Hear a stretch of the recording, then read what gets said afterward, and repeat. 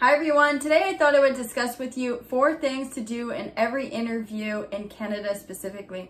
I thought I would do this topic just because I love interviews, I love giving interviews, I love to be interviewed, and these are some of the things that I do in every interview. So when I apply for the job and I actually land the first call interview or the in-person interview or the Zoom interview, whatever way you're doing it, is I do some research on what are the expectations for the job or what are the roles and responsibilities. I'll even print out that document, highlight some of the questions or the comments that I'm concerned with or that I need more information about, so then I can be really active in the interview when asking questions. And that brings me to number 2 is you want to make sure that you have all your questions prepared prior to the interview. That way, if they're talking and nothing sparks interest or you don't have any, you go blank in the interview, you want to make sure that you can look down at your paper and read those questions off that you did have maybe prior to the interview. This is really important to not only get to know the company, but for them to get to know you.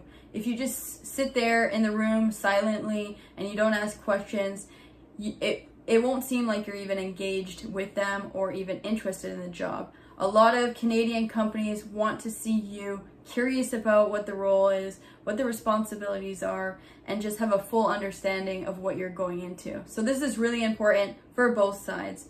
I typically in every interview ask about 40% of the questions, and I know that's a lot of talking, but I want to get to know the company that I'm going to work for, and I want them to get to know my personality as well and kind of show off that skill. So that's a great thing that you should automatically always do in interviews here in Canada. Another thing that you should be doing in interviews is after you hear everything and you're really interested in the job, you should summarize why you think you would be a great fit for the role. I don't practice this the first time in the interview.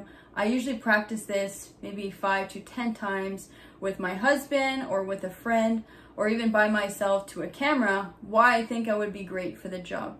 This is something that should be practiced. If you're really good at speaking, then maybe you don't need to practice.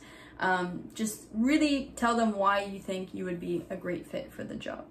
And the last one is if you're in person or virtually, make sure you know all the people in the room, their name and their email. This is important because after the interview, within 30 minutes to 1 hour, you should have an email already prepped to send all the people to thank them for their time, say that you're still interested in the job if you are, and let them know you can't wait to hear more from them, whether it's good or bad. I have some example emails. Maybe I will put it in my next blog to maybe copy and paste and send that off to the person that's interviewing you. I always get great feedback. They usually always respond saying, likewise, it was nice to meet you as well. And it just puts a really great impression that you are not wasting their time as well. It's an extra reminder that you're interested. So those would be my interview tips. I'm not sure if you have any or have had any experience with interviewing in Canada. I'm very curious about that.